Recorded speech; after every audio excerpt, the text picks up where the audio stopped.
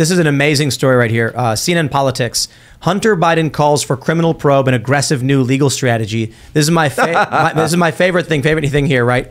They say the allegations made in letters to the Delaware Attorney General, the Justice Department's National Security Division, and the IRS mark the first time President Joe Biden's son and his legal team have publicly acknowledged that it was his personal data purported to be found on a laptop left at a Delaware repair shop. Let me just come out and say, Hunter Biden, thinking he's going on the legal offensive, says he wants a criminal probe into the laptop. And even CNN was like, wow, he admitted it was his. Now, here's the best part. They came out. I don't know if I actually have it. Here we go. Yeah, from Jackie Heinrich. Attorney for Hunter Biden tells me letters requesting investigation into the laptop repair store owner, Julian, and others are not acknowledgement the laptop is in fact Hunter's, which makes no sense. Because if it's not his, then he's not the victim. If it's not his, it's not the victim. So then he's got. By the way, and he's not a victim anyway because it's salvage law. Well, I guess the argument he's trying to make is, and they've long made this, is that maybe the laptop was someone hacked his data, put it on a laptop, and then dropped it off there to trick everyone. At this point, it's a conspiracy. At this point, that laptop, that hard drive that we were going through in October of 2020, when Steve Bannon handed me and Raheem a copy of that thing and said, have at it, boys, that not a single person has been able to come through and find anything that was changed, that was altered, that was added, that was edited, not once. And by the way, this isn't just like a copy of files. It's an actual clone of his laptop from that period of time. Well, it was his actual laptop. Yeah. And then copies of the hard drive were made. That's right. So, I mean, you actually need a Mac OS from that time frame in order to even boot the thing. Yeah, that's how much of a clone it is. Did he have any games on that laptop? Or if you don't have to, if you're not allowed to answer, then you don't have to answer. That's not something. It's that a Mac, I was necessarily and Macs are probably looking not. For, but You're not trying to get a Macs picture of what he's into, what he doesn't. I saw plenty of pictures. I saw. Jeez. More well, than the crazy thing is that there's so much information still on the laptop that's not been released, and it's because people don't know what to look for. So when a story comes out like the classified documents, right, then people go, let's search for this information and see if we can find anything. Oh, hey, wow, there's emails. So, well, it's also like you get more information, and then because there's a lot of it, because it's you're getting chains of emails, but you don't always get the start, the end, etc. Or you see names, and some of these people aren't necessarily mentioned in press. So you're not sure exactly who it is, and you have the ability to take lead on it. But again, it's just someone's personal laptop, so there's thousands and thousands of emails on it. So what happens is exactly what you just said, that something happens in the real world, and then it gives you new context to go back and look at the exact same thing that you had seen a million times before, but then realize what it is. There's a ton of emails on the laptop. And if you don't know what you're looking for, you're seeing static, like on the TV. But if someone points out, hey, Hunter Biden lived at this house and there were classified documents here. Someone says, okay, let me search the database and see if these keywords come up. Whoa, they did. You don't even know what to look for until you know what to look for. You know what I mean? Precisely. So they're not calling for a lawsuit though. He wants a criminal probe. So are they gonna send the DOJ after you, Jack? Greater men than you have tried. What's the probe? What's a criminal probe all about? What would that entail, and what's the purpose? I don't know. Like I guess they're arguing maybe like Computer Fraud and Abuse Act or something. They're seeing if there's enough there wiretapping to charge them with a criminal. Which, by the way, and I'm just gonna say it publicly, that whenever we booted this thing up, there was something I said from day one. I said, do not connect this thing to the internet. Don't connect it, not 1 second, because I don't even know.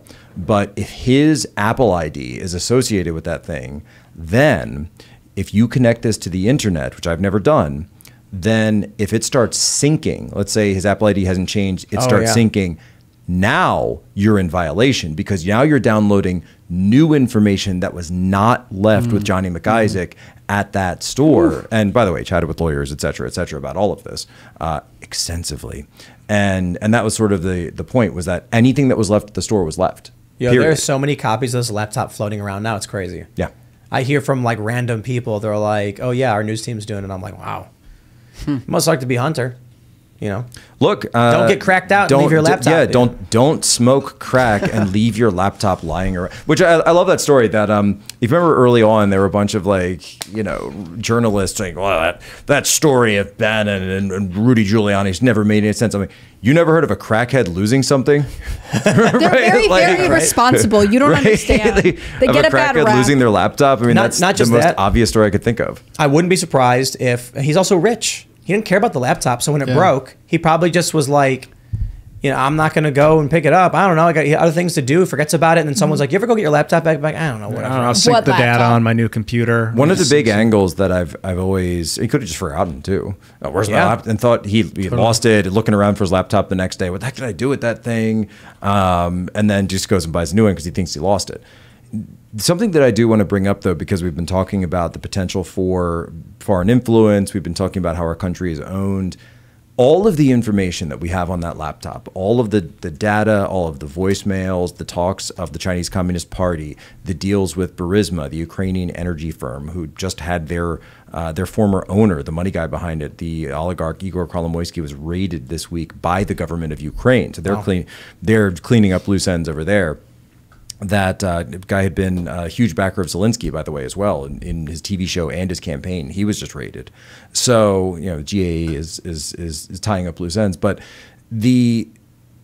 when I think of this and I compare it to sort of like a dossier that we would see in the IC, that this isn't a dossier, or if it is a dossier, this is the dossier that Hunter Biden had on himself, right? This isn't something that an intelligence organization would put together. So imagine what Eastern European intelligence services have on Hunter Biden from what he was doing there that even he didn't save. Imagine what the Chinese Communist Party and the Ministry of State and Security Second Bureau has on this guy, because this is the stuff that he wasn't filming himself, saving himself, recording himself. What was the stuff that was too hot for Hunter Biden to even put out there, right? So that's what they have on him. And I think at this point what we're really seeing, and it's an interesting story to get into, but it's the power of the Biden family is over.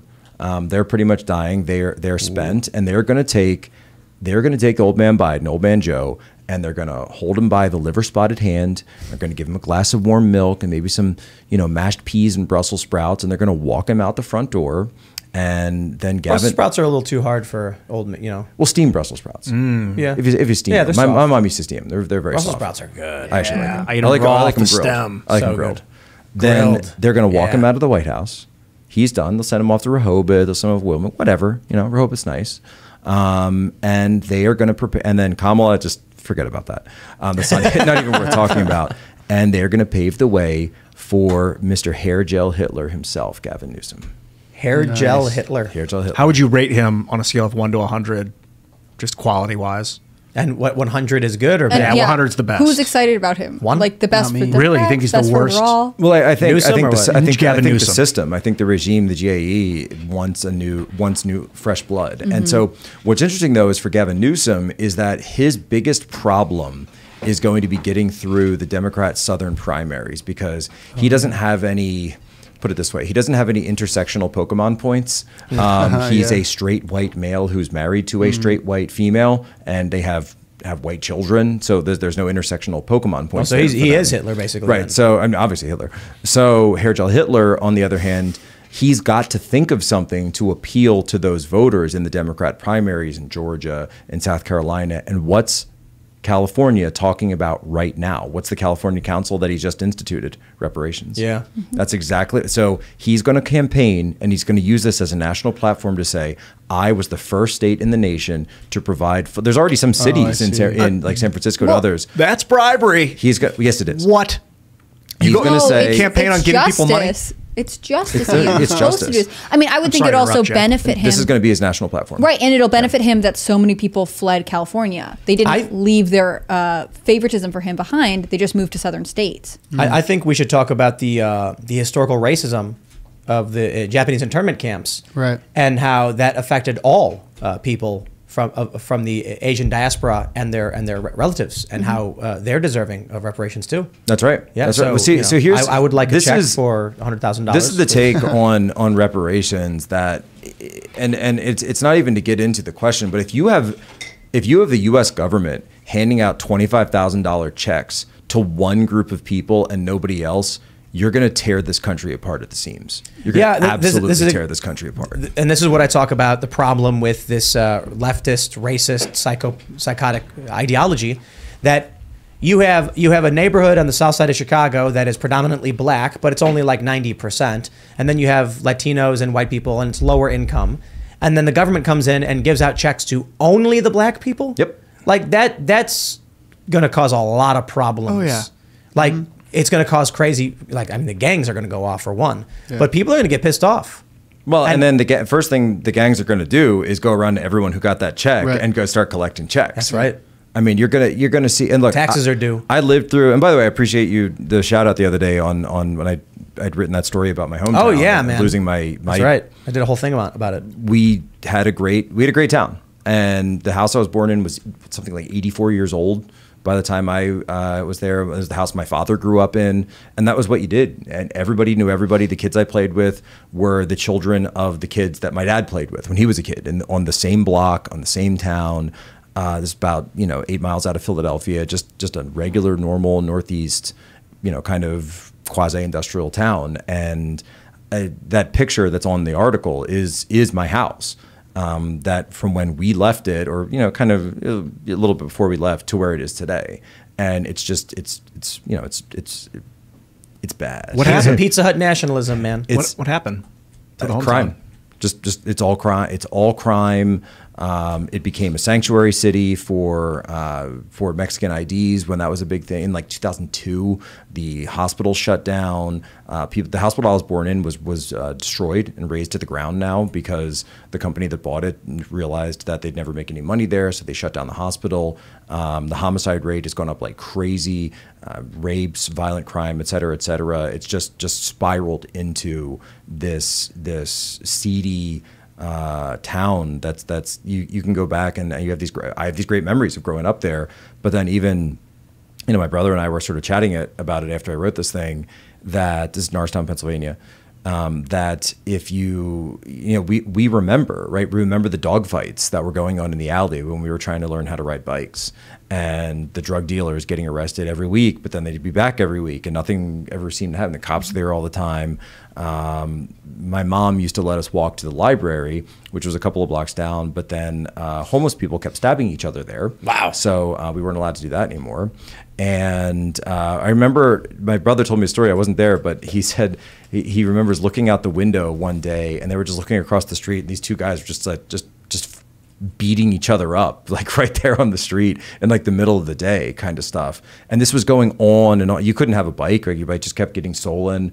And it just kept getting worse and worse and worse. And finally, I got us out. And the house is beautiful. House is absolutely gorgeous, 3 stories. My mom said that if we could have taken it with us, we would have, because it was so nice. It's a row home. But that story isn't unique to me, and I'm not special for having lived it. But you have this happen to communities all across the entire country, and I think we misuse the word community. We say like, we talk about it at like a racial group or an ethnic group or a gender group now, right? Trans community, but a real community is people that have known each other, that have bonds of familiarity that go back generations. They used to go to church together. Yeah. Somebody super chatted asking if I knew that they paid reparations to Japanese internment camp families. I knew that, absolutely. That's why I said Asian diaspora. He was making a point. My point is that when it comes to the reparations in places like California, how do you know? How are you going to go through and make sure every single person is a descendant of someone who was enslaved? And then are you really going to follow through? Because that means there will be many white people who will trace lineage back to, a great grandmother or father who was black, and then are they entitled to, to this? So my grandmother is high cheekbone, so if the natives are involved, well, who's that famous actor? What's his name? Mel Brooks. What? I just named the first. No, the guy from Prison Break. We were just watching. You know what I'm talking about? The other day. The guy from Prison Break. Look it up. He's also Captain Cold in the Flash show.